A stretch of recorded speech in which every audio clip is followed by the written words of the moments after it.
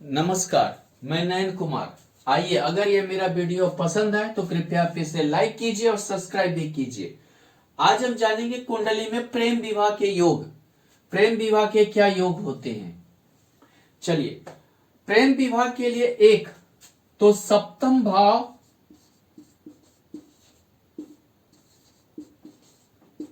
नवम भाव,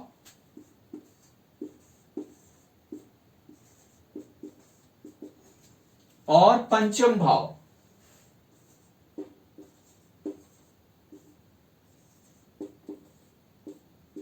साथ में लग्न, इनका योगदान ज्यादा होता है। एकादश भाव का भी कभी कभी योगदान होता है,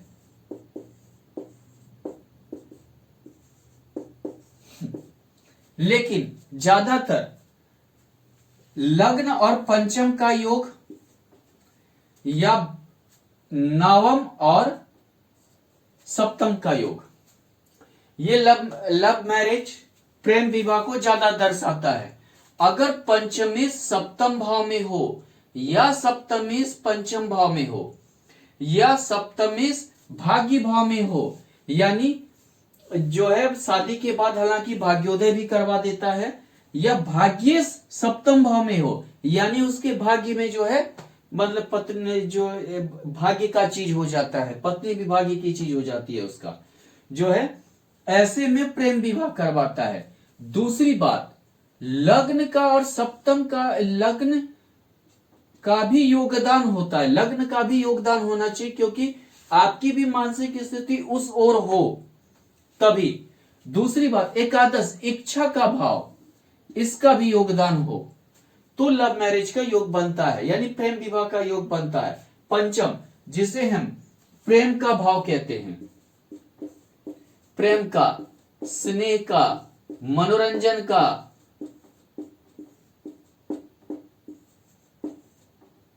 पंचम जो भाव है प्रेम का भाव है, स्नेह का भाव है, मनोरंजन का भाव है। प्रेम, स्नेह, मनोरंजन पंचम भाव से ही देखते हैं, यानी कि ये भाव आपको प्रेरित करता है किस ओर?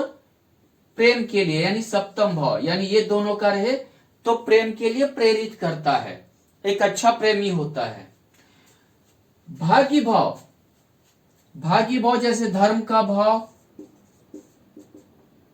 धर्म भाव, भाग्य, जितना चीज है वो हम नवम भाव से देखते हैं, यानी ये आपको भाग्य को में माने समझिए कि उसके भाग्य में वही चीज था, यानी कि ये भाव जहां बैठता है वो भाग्य का माना जाता है। सप्तम भाव में है तो भाग्य में पत्नी का, भाग्य में पत्नी का जो है यानी लव मैरिज का योग बनाएगा। दूसरी बात, अगर सप्तमी नवम में है तो शादी के बाद भाग्योदय होगा। एक चीज और, इसके साथ साथ हमारा मानसिक स्थिति भी ये होनी चाहिए।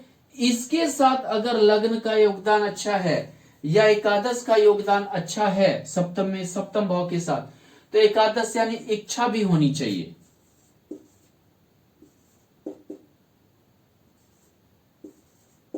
इच्छा भी होनी चाहिए, महत्वाकांक्षा भी होनी चाहिए शादी के लिए।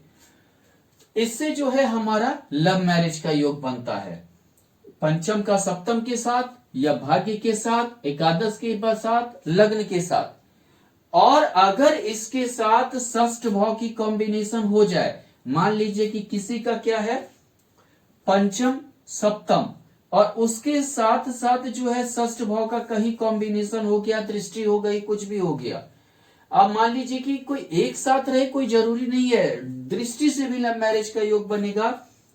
अगर षष्ठ भाव का हो गया तो वो बड़ी बहुत परेशानी के साथ शादी होगी, बहुत जो है पापड़ बेलने पड़ेंगे तब दोनों का शादी होगा।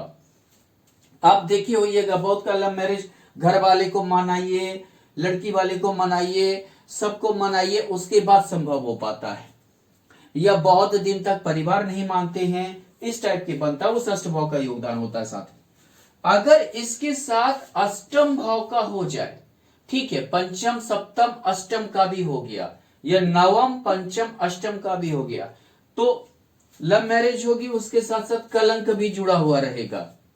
कलंक यानी बहुत पहले से संबंध था, दोनों के साथ शारीरिक संबंध हो चुका था, या मतलब कि जो है हमको ब्लैकमेलिंग करके किया, इस टाइप का जो है सवाल उठना शुरू हो जाता है।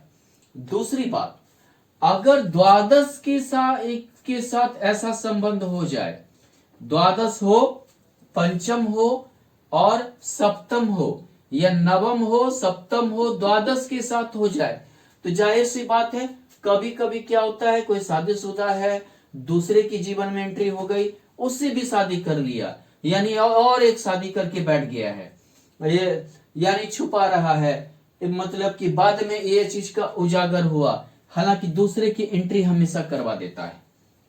अगर ये द्वितीय भाव में हो का संबंध हो, पंचम हो, सप्तम हो, द्वितीय भाव हो, या नवम हो, पंचम हो, द्वितीय भाव हो, तो ऐसे में क्या करता है, कोई रिलेटिव, दोस्त, यारी, फलाना, उससे भी प्रेम कर बैठता है व्यक्ति, वो भी उसका मतलब कि जो है मतलब एक ये होने लगता है। तीसरी बात ये है कि इसमें अहम रोल बहुत बार क्या होता है कि आप देखिएगा लड़का या लड़की अड़ जाती है, मतलब कि वो बिल्कुल बोल्डली रहती है, नहीं हम इसके साथ ही शादी करेंगे, इसके लिए तृतीय भाव की भूमिका अहम हो जाती है। फिर अपना पराक्रम दिखाता है। अगर तृतीय, सप्तम, पंचम हो, तृतीय भाव, सप्तम भाव और पंचम भाव, यानी अगर लड़का का है तो वो पीछे नहीं हटेगा, अगर लड़की का है तो वो पीछे नहीं हटेगी। इसी तरह से नवम, सप्तम और तृतीय हो, लड़का का हो तो वो पीछे नहीं हटेगा, लड़की का हो तो पीछे नहीं हटेगी, लेकिन उसके लिए तृतीय एज जो है वो मंगल होनी चाहिए, सूर्य होनी चाहिए, गुरु होना चाहिए, ये सब होना चाहिए, तब बलवान ग्रह हो तभी हो सकता है। बुध जैसा ग्रह हो सकता है कि वो पीछे हट भी जाए, कभी आगे आए कभी पीछे जाए, कोई संभावना नहीं है, लेकिन इसके लिए ये जरूरी होता है, तभी लव मैरिज का योग बनता है कुंडली में। धन्यवाद।